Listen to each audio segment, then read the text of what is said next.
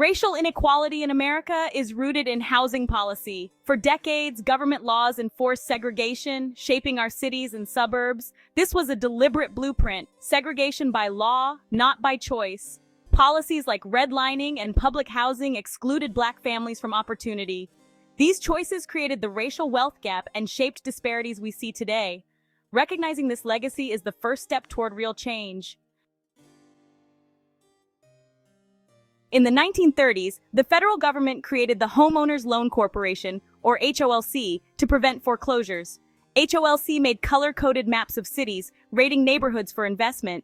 Green areas were best, red areas hazardous, almost always where Black families lived, regardless of income or housing quality.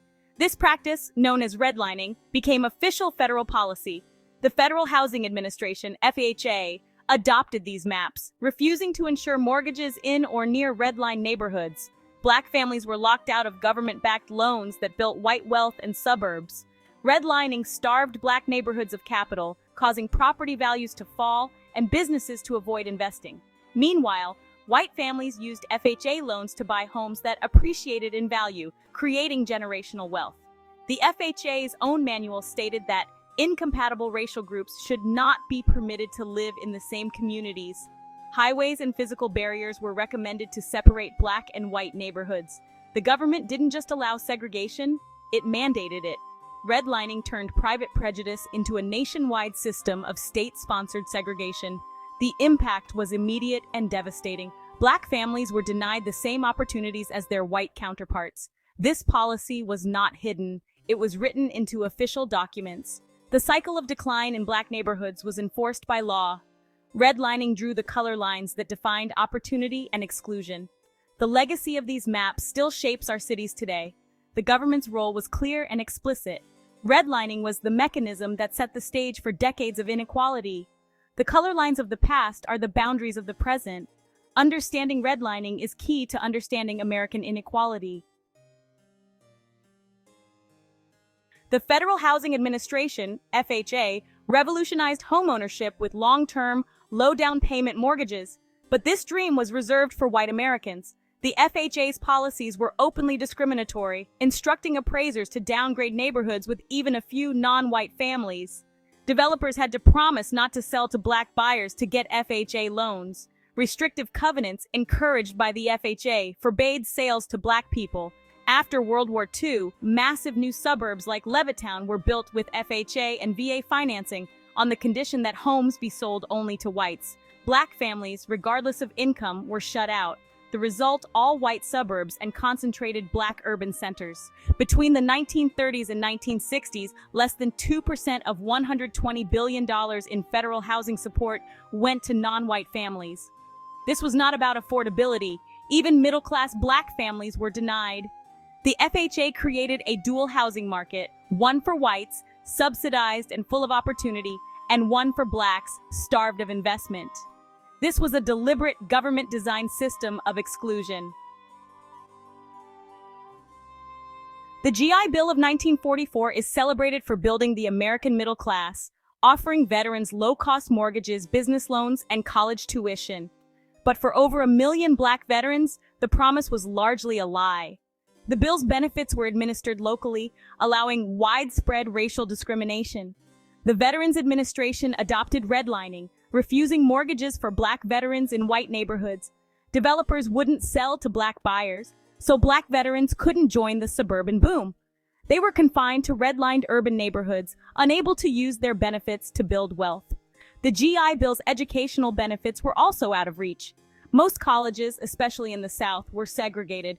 Black veterans could only attend underfunded historically Black colleges, many of which lacked capacity. White veterans had choices. Black veterans had few options and were often turned away. The denial of these benefits had lasting economic consequences. Homeownership and education fueled post-war prosperity for white Americans. Black veterans were systematically excluded from these engines of wealth. The GI Bill, instead of equalizing opportunity, widened the economic gap. This was not just a missed opportunity, it was a profound betrayal. The very program meant to reward service-reinforced segregation at home.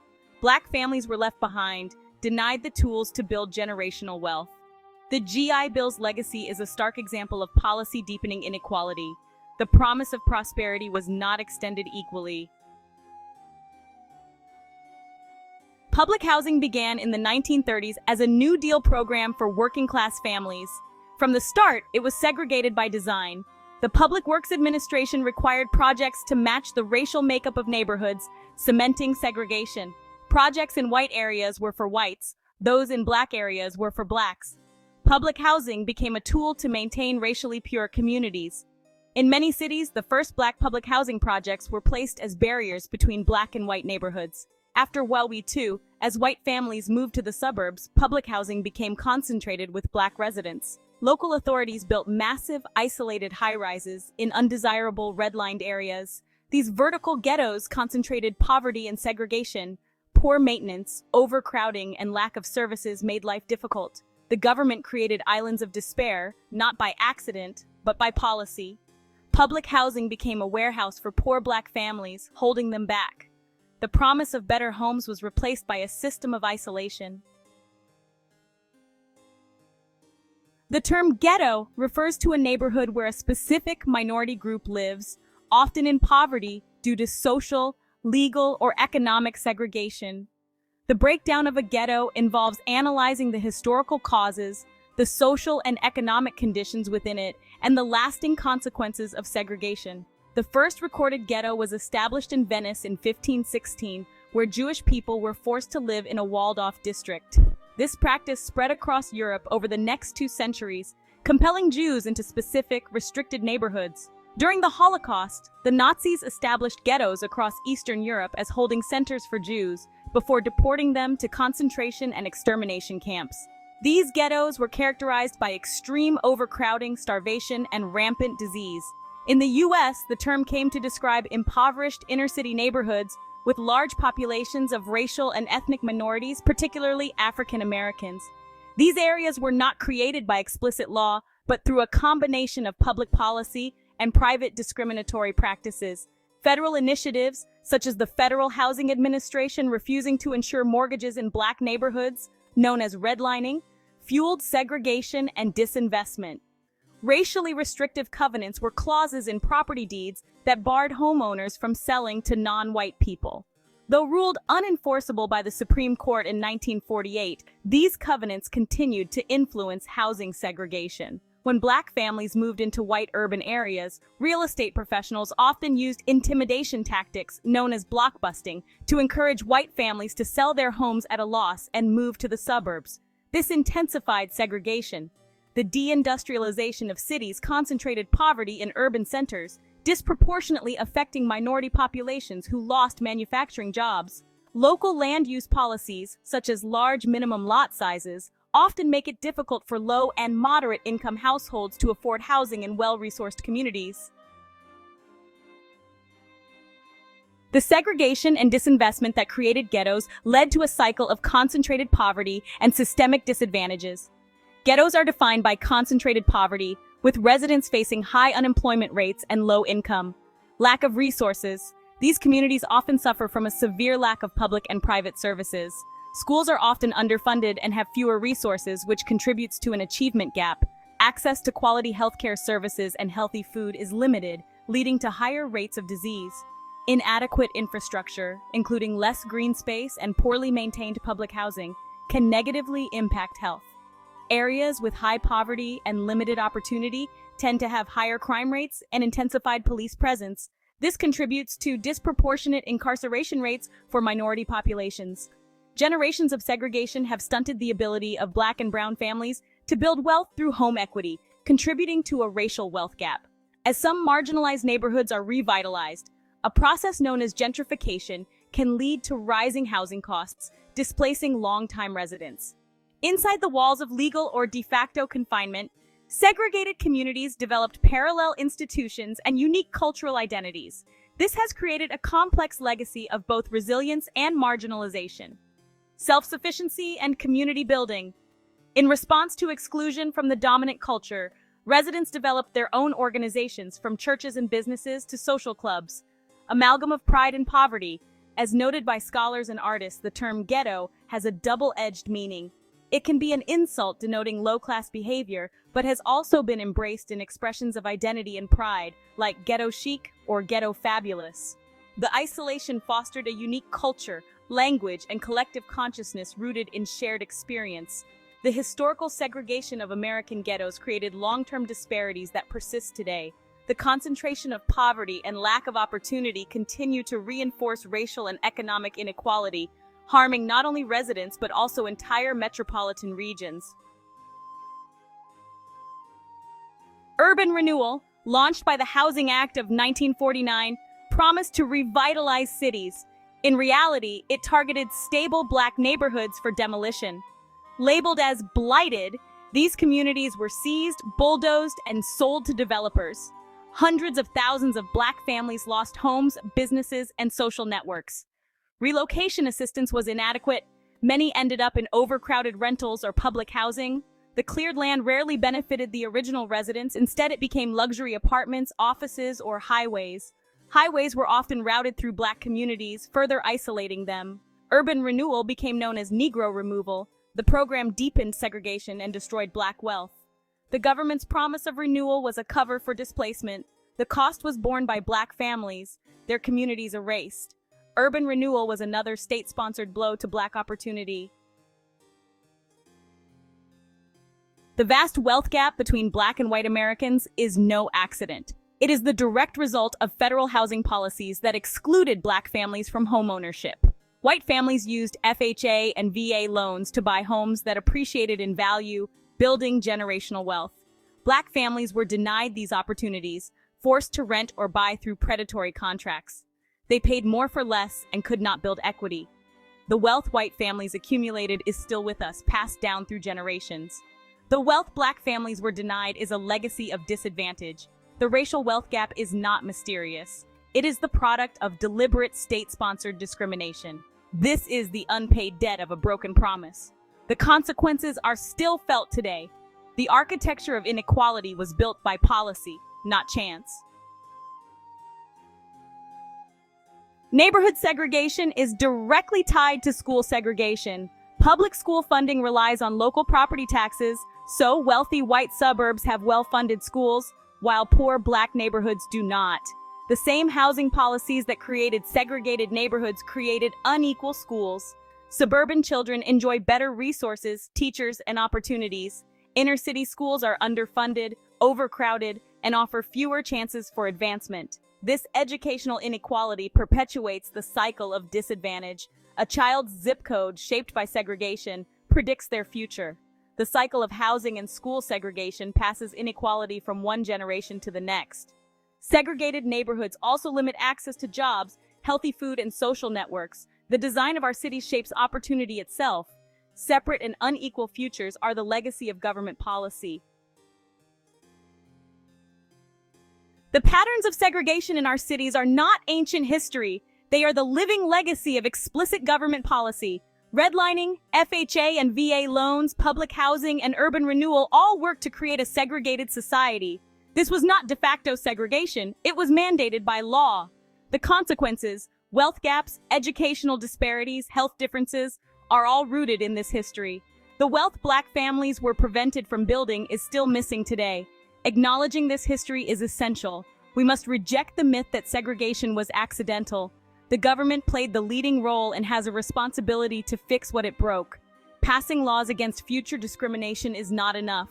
We need bold, race-conscious policies to dismantle the structures of segregation. The government that created segregation must actively work to undo it. Only by confronting the truth can we build a more just future. The color of law created this problem. The force of law must fix it. Why project housing residents are poor? The core reason residents are poor is that public housing is specifically for low-income families, requiring residents to have incomes below 80% of the local median income. While initially intended for a broader range of incomes, public housing increasingly became a housing of last resort for the most vulnerable populations, often involving those with extremely low incomes. Factors contributing to concentrated poverty. Without adequate funding for maintenance and operations, the quality of housing units declined significantly, further diminishing their desirability. Grouping low-income individuals together in isolated developments can increase concentrated poverty, limiting opportunities for economic advancement and interaction with higher socioeconomic groups. The environment within these projects, sometimes characterized by high crime and drug use, can further reduce the economic opportunities available to residents, contributing to generational poverty. The cycle of underdevelopment. When the middle class moved out, the financial model for public housing failed, as they relied on higher rents from a mixed income base to support maintenance and operations. The lack of funding and increasing concentration of poverty led to rapid decay and deterioration of the housing developments, creating hazardous conditions that are detrimental to the physical and mental health of the occupants. Based on creditworthiness, credit card companies are less likely to send offers to or approve applications from residents of low-income areas. The practice of denying financial services based on geography is known as redlining, though current lending decisions are based on individual financial data rather than location alone. When determining whether to approve a credit card application, companies review an applicant's creditworthiness through automated and human-reviewed processes. The decision-making process is based on several financial factors. Credit score. Higher scores indicate lower risk. Residents of lower income areas are more likely to become credit visible, that is, gain a credit history, through a negative event, like a debt collection, rather than a credit card. A higher income relative to debt load improves the chances of approval. In low-income areas, the high cost of living relative to income is a significant barrier to financial access. On-time payments across all accounts, including mortgages, rent, and other loans, are an important factor. Low-income individuals are more likely to have a history of missed payments. Credit utilization rate. The ratio of a person's credit card balance to their total credit limit is a factor in approval. A high utilization rate is seen as a sign of risk. Households in low to moderate income, LMI areas carry higher credit card balances relative to their income. The practice of withholding financial services based on location is rooted in a history of discriminatory policies and practices that created a cycle of economic hardship in minority and low-income communities. Redlining. During the 20th century, redlining was a practice where lenders literally drew red lines on maps to label neighborhoods, typically Black inner-city communities, as high risk for investment. This restricted access to mortgages, insurance, and other financial products, limiting wealth-building opportunities. Financial institutions targeted these communities with high-cost subprime loans, regardless of an individual's credit history. This practice trapped borrowers in cycles of debt through abusive fees and loan terms. The Equal Credit Opportunity Act, ECOA, was passed to combat such discriminatory practices. It is illegal for lenders to consider race, national origin, religion, sex, age, or marital status when making lending decisions. However, discrimination can still occur, and enforcement can be complex. If an individual has a limited or poor credit history, they can take steps to improve their approval odds. Secure a secured credit card. This type of card requires a security deposit that acts as the credit limit. Responsible use of a secured card can help build credit over time. Become an authorized user. Being added as an authorized user to a family member's credit card can help build a positive credit history, as long as the primary user manages the account responsibly. Focus on improving credit. Improving one's financial situation through on-time payments and reducing debt can increase a credit score and overall creditworthiness. I remember, as if it were yesterday, the feeling of waiting, the silence in the house, and the way the afternoon light crept across the floor. It was the day my father finally came home. The late summer heat pressed down on me as I sat on the front steps, sweat trickling down my back, my heart pounding so loudly I could almost hear it. For 2 long years, he'd been gone, leaving a hole in our family that nothing seemed to fill. Every meal, every holiday, his absence was a shadow over us. Every car that passed made me jump. Was this the moment he'd return? I'd hold my breath, hoping, then let it out in disappointment. Then finally, a gray sedan stopped in front of our house. My heart skipped. He stepped out, looking thinner, older, and somehow changed by the time away. He paused at the end of the driveway, staring at our house like he was seeing it for the first time, as if he wasn't sure he belonged anymore. I wanted to run to him, to throw my arms around him, but I was frozen in place, gripped by nerves and uncertainty. He saw me and managed a tired, weary smile. "Hey, kiddo," he said, his voice sounding strange, almost unfamiliar after so long. I stood there, fists clenched at my sides, unsure what to do or say, feeling both excited and scared at the same time. He knelt down, arms open wide, inviting me in. I stepped forward into his embrace, but it felt stiff, awkward, and distant, not like I'd imagined. This was supposed to be the moment everything was right again, the moment our family was whole, but it wasn't. There was a distance between us I couldn't cross. The door to our home was open, welcoming him back, but the door to our old life felt locked, as if something essential had changed forever. We were together again, sitting side by side in the living room, but everything felt different. We were a family, but not the same as before. After his return, our house was filled with silence. My father was there, but distant, lost in thought. I tiptoed around him, afraid to break the fragile peace. Our relationship, once warm, was now awkward and strained.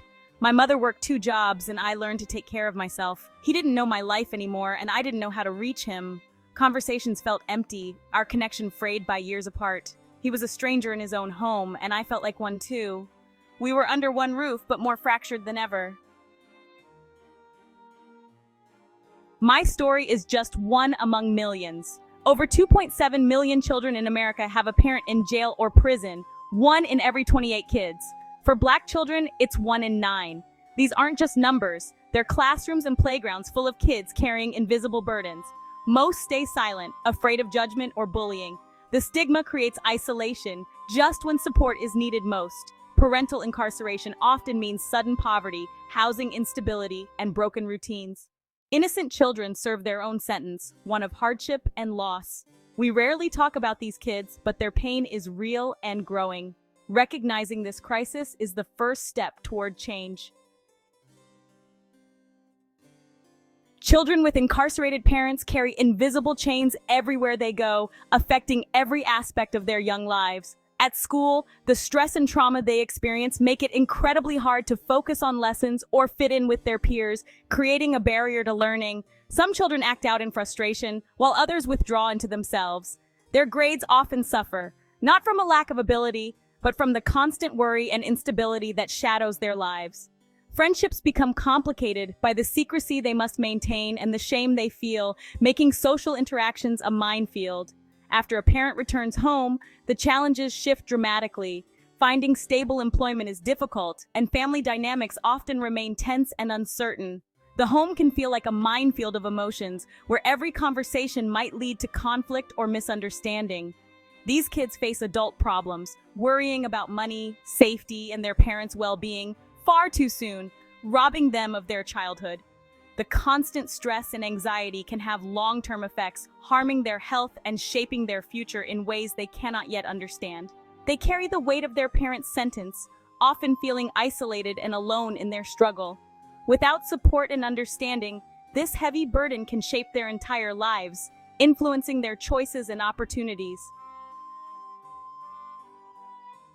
Yet, many children of incarcerated parents show remarkable resilience, even in the face of overwhelming challenges and uncertainty. Despite the hardships they endure, these young people often find ways to adapt and grow stronger. They become strong, resourceful, and empathetic, determined to break the cycle that has affected their families for generations. Through supporting one another and seeking out positive influences, they learn to overcome adversity and develop a deep sense of empathy for others. Their stories prove they are not defined by their parents' mistakes, but by their own courage and determination to create a better future. Each step they take forward is a testament to their inner strength and hope. To help them thrive, we must build a net of support, family-friendly prison visits, trauma-informed schools, and peer groups that understand their unique experiences. These resources can provide stability and encouragement when it's needed most. Supporting families during and after incarceration is crucial. Job training, safe housing, and access to mental health care make a real difference. When families receive the help they need, children are more likely to succeed and heal. Laws that reduce barriers for formerly incarcerated parents help families rebuild and reconnect. By making it easier for parents to find work and stable housing, we give children a stronger foundation. Investing in these families is investing in children's futures. When we support them, we strengthen entire communities and open doors to new opportunities. We owe them a fair chance at happiness and success, just like every other child. Every child deserves to feel safe, loved, and hopeful about what lies ahead. Let's move from punishment to restoration and support, creating a society where healing and growth are possible for everyone. By offering compassion and resources, we can help these children heal and build bright futures, ensuring that their potential is never limited by circumstances beyond their control. All right, let's talk about something real hood mentality. Yeah, you've probably heard that phrase thrown around a lot, but trust me, it's way deeper than what you might think. See, growing up in the hood, people love to judge you by your zip code. They expect you to fit in a box, like you're either going to be a statistic or you got to fight every day just to prove you belong. But hood mentality isn't just about violence or giving up hope. It's about survival, resilience, and believe it or not, a whole lot of pride. Now, let's get the negatives out the way. Yeah, sometimes the hood mentality can really trap you. It's easy to feel like your world stops at the end of your block. Maybe you grew up hearing nobody from around here makes it out or school ain't for us. That kind of thinking can burn you out quick. It teaches you to keep your guard up, act tough, hide your feelings. And honestly, sometimes it holds you back. It tells you, stay put, don't dream too big, don't trust nobody. But here's the twist, there's power in the hood mentality too. In London, for example, there's an initiative called Hood Mentality that flips the script. It's all about giving young black men a safe space to express themselves through music, sports, even business. It's about turning struggle into art, pain into purpose. That's what I mean when I say hood mentality is more than meets the eye. It's community. It's knowing your neighbors got your back when things go sideways. It's the type of resilience that lets you hustle hard and bounce back from anything. It's raw, it's honest, and it's authentic. If you learn how to channel it, that mindset can take you places you never imagined. Let's talk street smarts for a second. You ever hear someone called street smart? That's hood mentality in action. It's about reading people quick, spotting trouble before it comes, and staying 2 steps ahead. You learn fast, you adapt, and you survive because you have to. But yo, that kind of hyper-awareness can wear on you. Always being on guard, it messes with your trust, makes it hard to open up. Now there's another way to shift your mindset, a project mindset. Sounds corporate, but stay with me. It means setting a goal, planning your moves, and getting it done, step by step. You focus on results, you manage your time, you work with your people, and you keep it moving. This isn't about forgetting where you came from, it's about taking that same hustle and applying it to whatever you want to build next. And here's something nobody tells you. You can keep the good parts of hood mentality, resilience, loyalty, resourcefulness, but you don't have to stay boxed in by the negatives. You can break cycles. You can be the one who makes it out, or better yet, the one who comes back and builds something new. So next time somebody talks about hood mentality like it's just about surviving, let them know it's also about thriving. It's about turning what you've been through into what you're gonna do next. Stay hungry, stay sharp, and remember, your mentality is yours to define. Bold words, real talk, that's hood mentality.